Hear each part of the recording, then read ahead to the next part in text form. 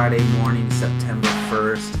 I am Jacob Bartley, and this is the very first episode of the Bartley Broadcast, brought to you by Apocalypse Movies, our YouTube channel over here where we talk about movies and everything we love.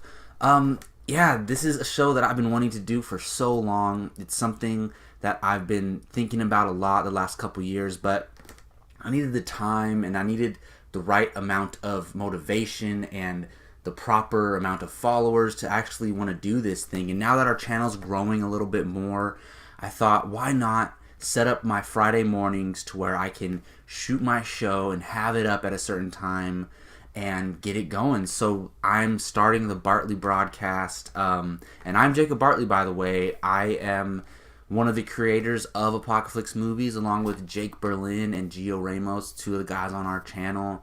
And I just love talking movies, and I wanted a platform to where I could just talk about anything I want, really.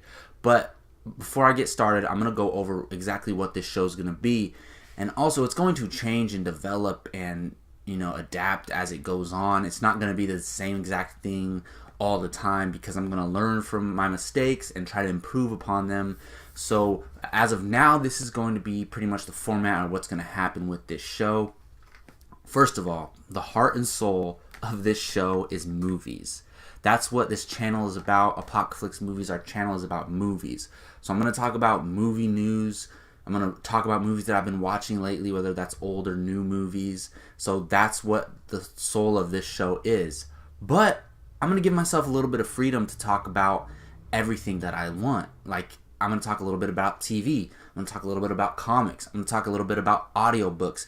I'm going to talk about me a little bit, what I've been doing throughout the week.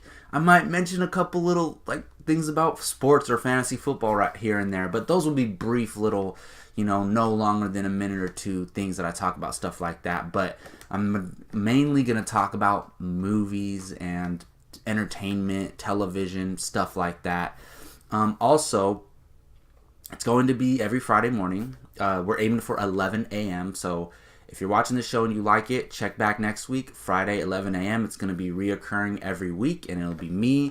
I want to get an occasional guest on here, some of our members from Apocalypse, but I kind of want to get this show off and running first and figure out what it is before I start bringing guests on. And there we go. So before I get into the movie news topics today, I'm going to talk about my experience last night. And you might notice this shirt that I'm wearing, right? It is from The Last Jedi, a pop figure shirt. Where did I get this shirt? From Toys R Us last night. By the way, happy Force Friday to all my fellow Star Wars fans out there. I was one of those guys. I've never done this before. I waited at 10:30 for an hour and a half in front of Toys R Us with 20 other Star Wars fans, and by the time it got to midnight, there was 60 people out there waiting in the line in front of Toys R Us to buy the new Star Wars toys. They gave away this shirt for free, which is awesome. You have Rey and Chewbacca and one of the Porgs. I love this shirt. It's really cool, and it was free. If you went there, you got a free t-shirt. You also got a free poster. This is the poster that I got last night. It's pretty cool.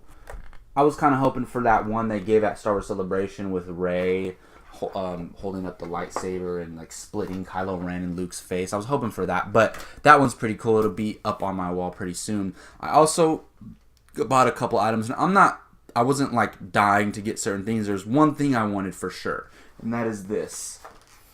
The Luke little 3.5-inch Luke toy. Old man Luke. It's like these ones up here, but the Last Jedi versions of them.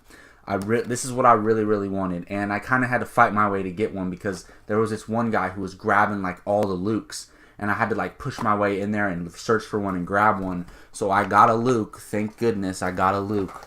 I got one more thing too. Got a Kylo Ren with the mask off.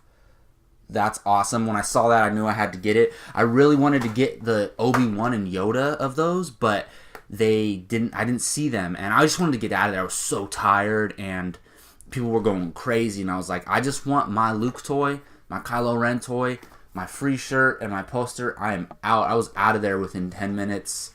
That was a great experience, and I would love talking with Star Wars fans. As soon as I walked up, me and like 4 other people just got into deep discussions about Star Wars canon. We talked about audiobooks. We got into so much depth about so many different things, and it was so cool. It just reminds me of why Star Wars is so important, which is kind of foreshadowing the editorial segment that's going to happen later on in this show. I didn't mention that, but I'm going to have an editorial segment where I talk about anything I want to bring up, really. And spoiler alert, it has something to do with Star Wars. So with all that stuff out of the way, let's jump into our regular, normal first segment, which is going to be entertainment and movie news, primarily movie news, but I might talk about a little bit of TV stuff here and there. So let's jump into it. Now, this one is something that kind of just emerged like late yesterday, early this morning. It's not a confirmation story, but it's definitely something that I wanted to bring up for multiple reasons. Now, it has to do with the new Joker origin movie that Martin Scorsese is in talks to produce. Who knows what that means? But apparently Warner Bros., part of the reason why they want Martin Scorsese is to get Leonardo DiCaprio to play the Joker. Now, this is interesting because, first of all, it's not confirmed at all. It's not even confirmed that they're actually going after him. The Hollywood Reporter said that sources say that WB wants Leonardo DiCaprio, and that no offer has been made or anything like that. Even Scorsese's deal is not confirmed yet. So this is just kind of speculation on my part.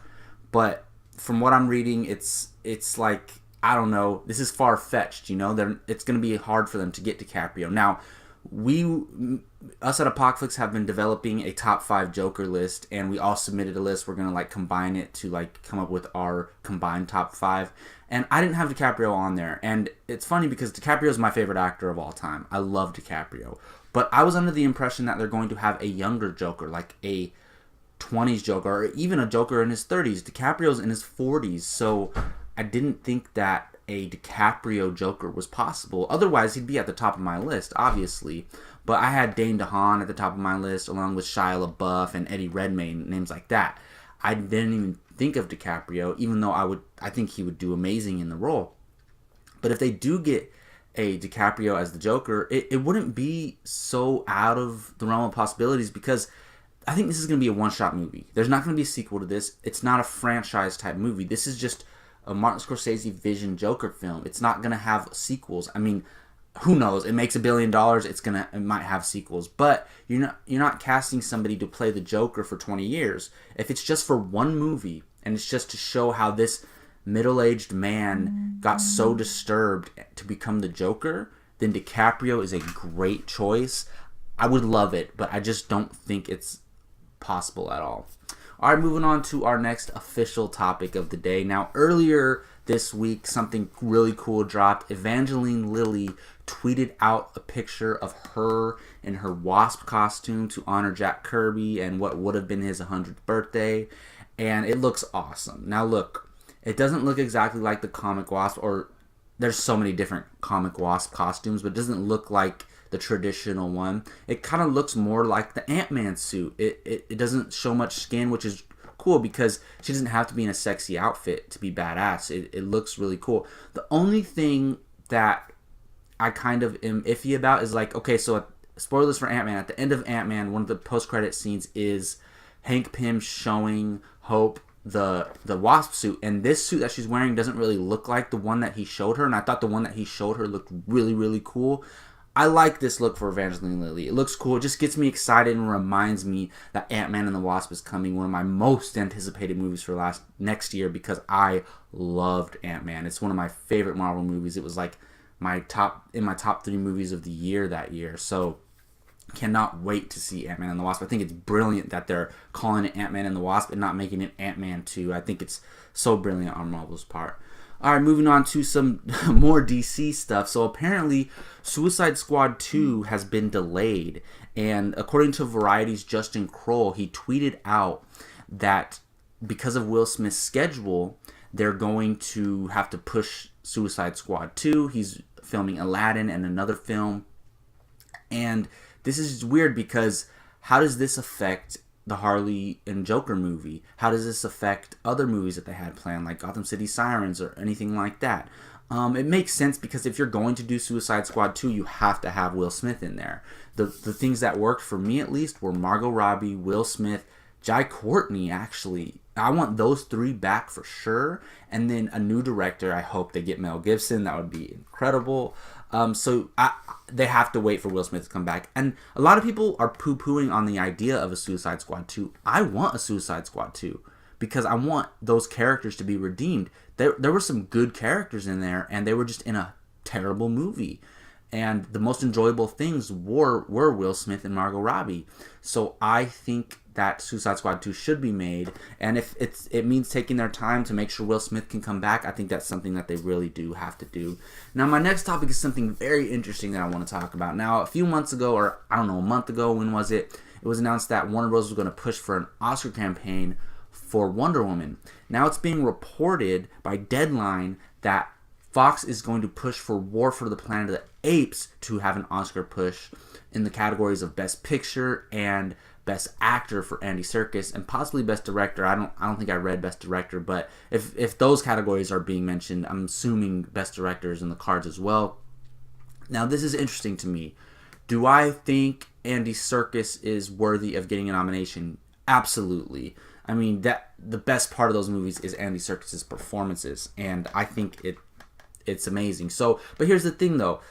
It shouldn't be automatic lock because it's like a sexy topic, like Andy Serkis doing the motion capture, and just because of that, he shouldn't automatically get a nomination. If there's 5 performers that are better than him, he shouldn't be nominated, and that's the bottom line. A lot of people just, nominate Andy Serkis, he deserves it. Yes, he does, but we gotta wait and see the rest of the movies, the rest of the performances of the year. As far as the movie goes for Best Picture, I don't think it's Best Picture material. I think it's a really good film, but I don't know about Best Picture material. I really enjoyed War for the Planet of the Apes. I want to watch it again because I watched it only once, and I need a couple viewings to like truly like dissect and appreciate a film. Not all movies, but like films that I really enjoy. Sometimes I go watch a movie that I really enjoyed and end up freaking loving it. So that's why I want to watch it again. But I think the movie's great, but not Best Picture worthy. And it's interesting to me because Fox is the studio behind this. But if you're going to push a movie, Fox, push Logan. I don't care that it came out in March. Logan is the best movie of the year, in my opinion. It doesn't even come close, honestly. Like, when I watch that movie, I'm stuck on the TV screen. I have my Blu-ray. I love that movie so much. As a matter of fact, I'm considering putting it in my top 10 movies of all time, and that's not hyperbole. I love that movie so much, but I'll talk about that some other time.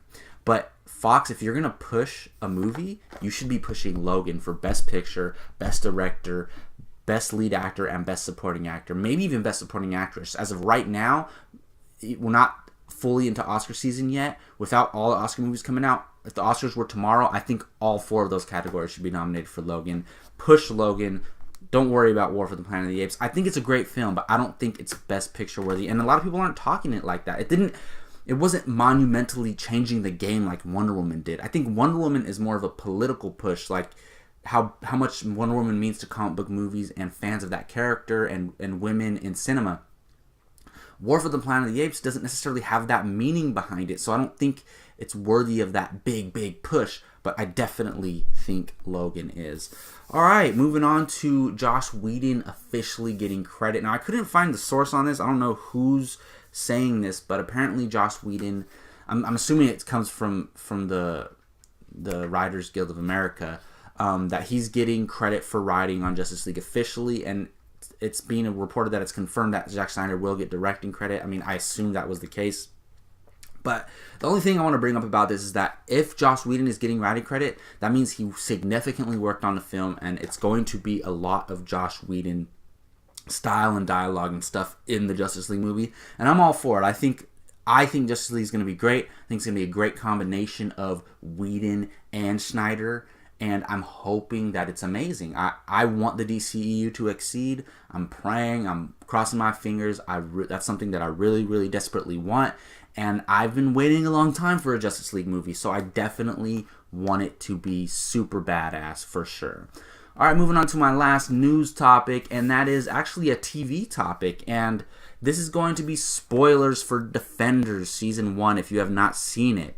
And it's kind of weird because the articles who are showing this, and even EW, this picture, is kind of spoiling the show in itself. So, but I'm just going to warn you, if you haven't seen Defenders, maybe skip about 2 minutes ahead. But the EW has released an image of Misty Knight, you know, the cop in the Luke Cage show, and she was in Defenders, with her new metal cybernetic arm. Now, when in the show, when she gets her arm cut off, I was like, oh yeah, she becomes a superhero in the comics. I forgot about that. Not that I've read any comics with her in it, but I remember when Luke Cage came out, I researched her character, and I found out that she becomes like this being with the arm, and I think the picture looks really cool. I really like the Misty Knight character in the Luke Cage show and in Defenders. I think she's a badass character, and it kind of opens the door for so many possibilities for her and Luke Cage to be this superhero tandem, and I think that's so cool. She's such a great actress. She portrays that character so well, and I think that arm... There's situations where they have, like, characters have cybernetic body parts and it looks stupid. I think this arm looks badass. We're not going to be able to really tell until we see it move in action on the screen. But as far as the look in a still image, I think it looks great.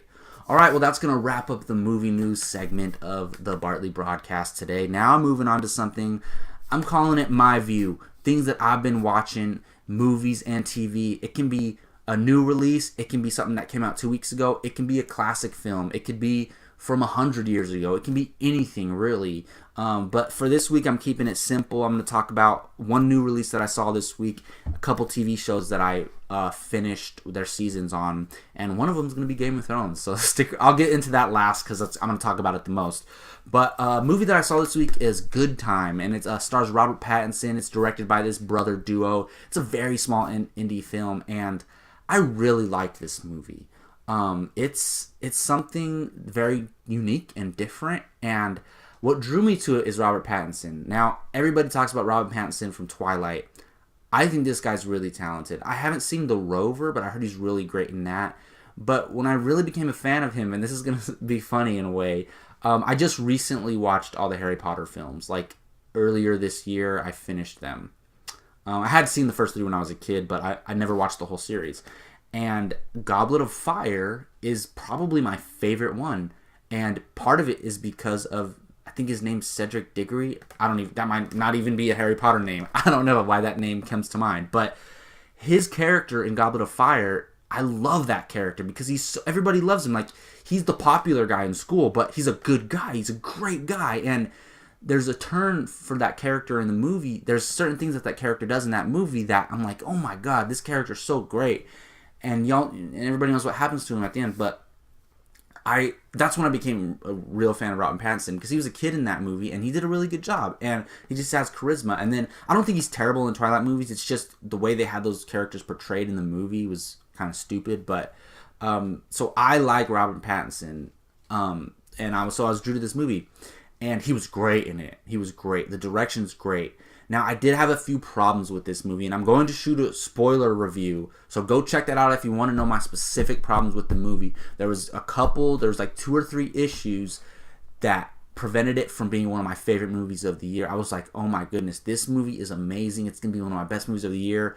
But there's like 2 or 3 plot points, things that happened, to where I'm like, I don't forgive big mistakes in films.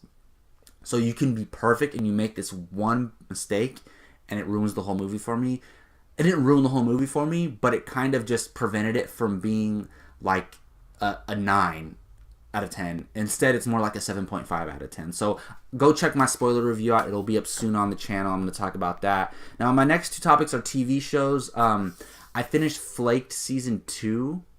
And if you've seen it on Netflix, Will Arnett is the star, and he writes it with his buddy. And I really liked Season 1.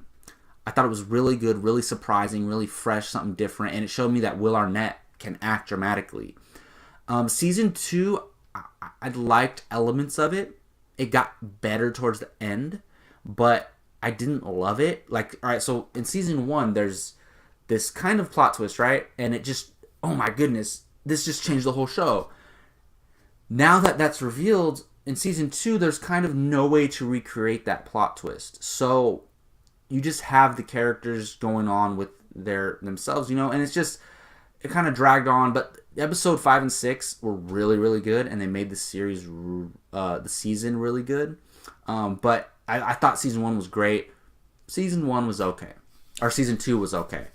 So I'd recommend checking it out. It's only 6 episodes, 30 minutes each. So if you liked season 1 of Flaked, go watch season 2. Now for the big thing on the My View segment, something that I've been really wanting to talk about, and it's been about 5 or 6 days, is Game of Thrones season 7 finale. I'm not going to go into too much depth about this, but I just want to give my quick thoughts on this. And if you're a Game of Thrones fan, you've seen the finale. So I'm going to talk some spoilers. And yeah, because I can't really talk about it without talking spoilers. So you have been warned. I'm only going to talk about Game of Thrones for about 3 to 4 minutes. So if you're worried about spoilers, skip ahead 4 minutes. You should be fine. All right, so few plot points, things I want to bring up. Jon Snow officially being confirmed as Aegon Targaryen. Everybody knew, all the hardcore fans knew that this is what's going to happen, but maybe casual fans weren't so into it. But even like people who watched the show, like my aunt and my grandma, they were like, "Oh no, he's Daenerys' brother," and I'm like, "No, grandma, no. He is," and this is before the season finale. Like, he is Daenerys' nephew, blah blah blah, Rhaegon Targaryen, all this stuff, and she just like confused. So finally, Game of Thrones confirmed this, which is great for people like my grandma who watch the show.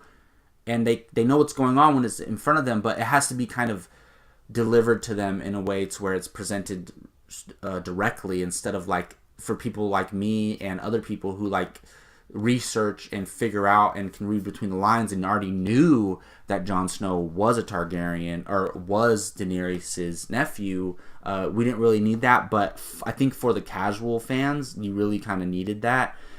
Best part of this episode, freaking Peter Baelish getting his throat slit. Get that guy out of there. He's the most despicable character. Don't get me wrong, the actor is great, the character's great, but like, look, Cersei, I don't like Cersei. I think she's evil, but it's like, I want her character to stick around, at least, until the end. She can die at the end of season 8 or whatever. But Baelish, he's so dirty and nasty. I hated that guy.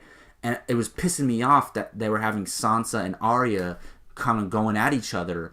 And I was caught off guard. When Sansa said, "How do you answer to these charges, Lord Baelish?" Oh my god. It was so awesome. And Arya just slits his throat. I love that. One of my favorite Game of Thrones moments ever, honestly. Because that guy had to go. The White Dragon. Oh my goodness. So episode 6, when the Night King took that dragon down, I felt sick. I did not feel well. I didn't like it. I mean, it's good for the story and it makes sense, but it's like watching your dog die. Like, it just didn't feel good, but you wanted to feel that pain. You wanted to feel that pain for Daenerys. And now the game has changed. The game has changed with him having that. The White Walkers were already a huge threat. But with that white dragon and them taking down the wall, that scene was beautiful. That scene with the Night King riding the white dragon, tearing down the wall. Is that ice coming, or is it like fire ice, like blast beams coming out of the dragon? Because ice wouldn't just straight up take the whole wall down. It would freeze it and they could like break it down or something. But it was just straight up demolishing the wall. So maybe like Game of Thrones book readers know what that is, but I don't know what that is. I thought it was going to be ice. It's like some type of ice fire beam. Who knows? But that scene was so beautiful. Last thing I want to bring up, specific thing I want to bring up, is finally Jaime freaking leaves Cersei. Jaime is my second favorite character. Jon Snow is my first favorite character, and Jaime is my second favorite character because, I hated Jaime in the first couple seasons, just like everybody else. But he met Brienne. He slowly started to change, and he became a great character. So I love that he's finally leaving Cersei, and that he's sticking to the commitment he made to go fight the Whites in the North.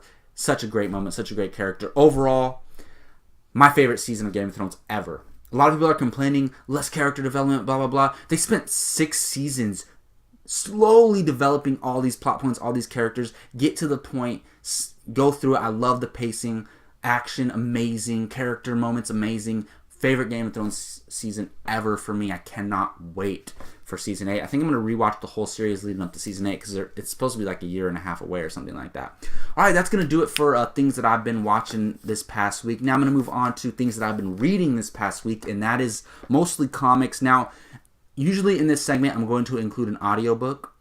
I'm technically not reading it, but it's a book. So comics and books are going to be their segment together. And I'm listening to the Tarkin book right now, the Star Wars Tarkin book, the canon one. And I have like an hour left. So next week I'll talk about Tarkin, and then the following week I'll talk about Leia, Princess of Alderaan, because I'm gonna download that today. It came out today, written by Claudia Gray. So these next couple weeks after this show, you'll hear about Tarkin and Leia. But for now, I'm just gonna talk about comics. I'm a big comic reader. I'm not a long-time comic reader. I've only been reading for like a year and a half, but I've dove deep into it. I love my comics. Now, something I want to talk about that came out last week is DC's Dark Knight's Metal. Now, I was late to the boat on this because I saw it like advertised in other DC comics. I was like, oh, I should probably put that in my saver. And I didn't, of course, but my buddy Damon, he went and got a copy for me, and I loved it. This is amazing. And I'm not going to talk spoilers about comics unless like something big. Actually, I'm going to talk about spoilers about a certain comic here, but I'll warn you before I talk spoilers. But I'm not going to talk spoilers about Dark Knights. It's really cool. It has to do with the multiverse and, and Hawkman, Hawkgirl, stuff like that. It's really, really cool. It's a really cool moment in the beginning that, like, for me, I loved for certain reasons. But, man, I highly recommend trying to find Dark Knight's Metal. You can obviously get it on digital online, but check out Dark Knight's Metal. It's really, really awesome. Mace Windu #1. All right, so this is really cool. The Star Wars comics are canon, which means they're real history in the Star Wars universe. And they put out a Mace Windu comic, and it's really cool. I loved it. I'm going to do a spoilers review for that comic in the Canon Connections segment for our YouTube channel. So look out for that. I'm going to put out like a 5-minute spoiler talk review. But this Mace Windu comic is awesome. If you're a Star Wars fan, you should definitely read it. Another thing is Go-Go Power Rangers #2. I'm a huge Power Rangers fan. If you like Power Rangers, you're going to love my show because I'm going to talk a lot about Power Rangers. Just didn't have a lot of time this week. But yeah, Go-Go Power Rangers #2 is really awesome. This comic goes back to when they first got their powers and they're young and they're just meeting each other. And it's really, really cool. There's some interesting stuff going on. If you're a Power Rangers fan, you should be reading the Power Rangers comics because it's our only fix we're going to get for now until they hopefully please announce a sequel to this year's Power Rangers movie. Now, my last comic that I'm talking about is Secret Empire #10. Now, this is something I might get into light spoilers about. And it's the conclusion of the Secret Empire story. Secret Empire was amazing. I like it more than Civil War 2. I really like Civil War 2, especially because Captain Marvel's my girl, and she was arguably the main character in that. I mean, she was the main character in that. But Secret Empire was incredible. We finally found out what was going on. My main concern was, like, they kept showing, like, 2 different versions of Steve Rogers, like the Hydra one and then his old self. I'm like, where's his old self existing? Is he in hell? What's going on? But he was inside the mind of the Cosmic Cube, her memory. She's a little girl personified, whatever. But that was so cool, the way they got Steve Rogers out, and they had the Steve Rogers Hydra, the Hydra Steve Rogers, and the real Steve Rogers fight each other. It was incredible. I loved it. It was really, really, really, really cool. All right, well, that's going to wrap up the comic book / audiobook segment of the show today, even though we didn't have an audiobook. So my last segment is the editorial segment, where I pretty much talk about anything. These first couple 10 episodes, unless I think of a better idea, I'm going to kind of talk about my favorite movies of all time and why they mean so much to me. Like, I have a top 10 list. It's going to change. So on our Apocalypse Movies website, we all have our top 10 lists, right? Mine's going to be updated. It should be updated soon because I have a certain movie on there that I mentioned earlier that's going to be on there. But the top 5 haven't changed. So this week I'm talking about Star Wars, of course. So I want to talk about why Star Wars is so important to me. And you know, almost everybody likes or loves Star Wars. Like, casual fans love it. I, throughout my life, I've been a Star Wars. Ever since I can remember, I've been a Star Wars fan. I remember watching the original trilogy in my living room all the time. My dad used to drive us, because our little town that we lived in when I was a kid didn't have a movie theater. So we'd have to drive to the next town over to go watch it. And I have like such fond memories of riding over to the next town to go watch the Star Wars prequels. And I acknowledge that the Star Wars prequels aren't great films, but I still love them. Ewan McGregor had made Obi-Wan my favorite character. I love Alec Guinness as Obi-Wan, trust me, but Ewan McGregor made Obi-Wan my favorite character in Star Wars. So I love the prequels. Darth Maul is one of my favorite characters of all time. I love the prequels, and part of that is like the experience of going with my dad and my brothers to go watch it. And it's just like, I honestly believe that was the start of me loving movies. Like, so it made me who I am today, why I'm doing this right now. So that's a huge reason why I love Star Wars. Backtracking a little bit, before that, me and my brothers had all my dad's toys from the original trilogy. We didn't know what we were doing. We would have kept them if we were smart or if we knew, but we broke them all and lost them all. But my dad had like the Millennium Falcon and a bunch of little stormtroopers and stuff from the original trilogy. So I remember playing with those. It was so awesome. And when prequels came out, I had all the little 3.5-inch figurines.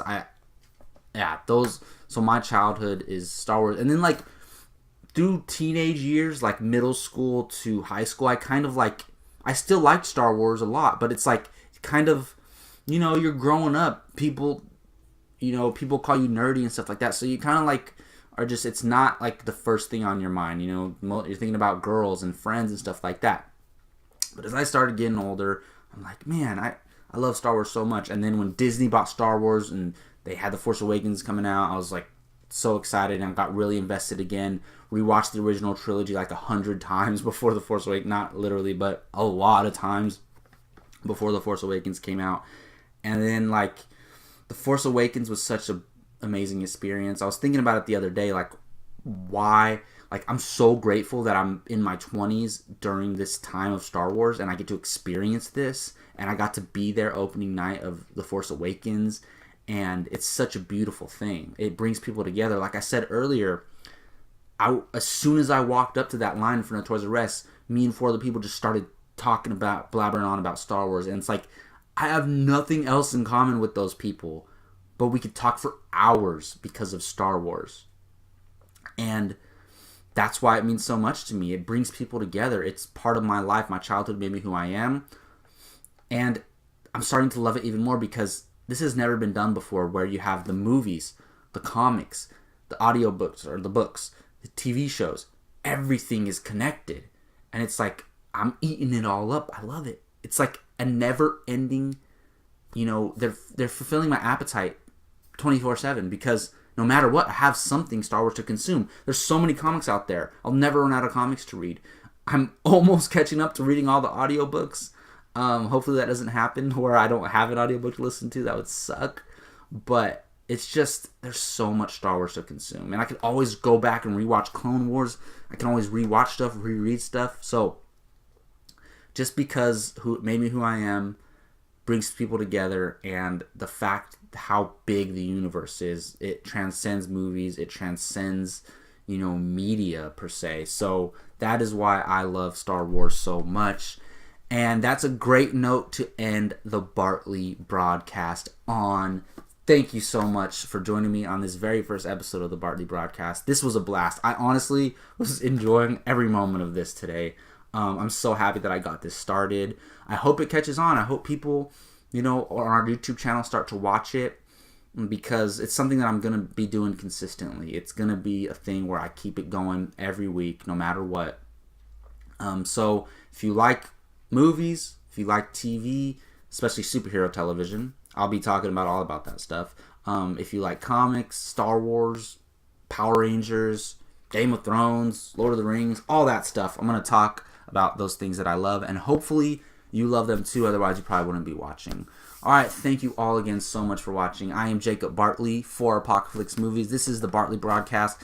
If you like movies, subscribe to Apocalypse Movies and go check us out on iTunes. We have all of our main shows, our reviews on iTunes now. Subscribe to our iTunes account. Download some of our episodes. We would really appreciate it. And hit me up in the comment section. Let me know what you thought of anything that I talked about today. Thank you so much again for watching. Can't say it enough. Until next time,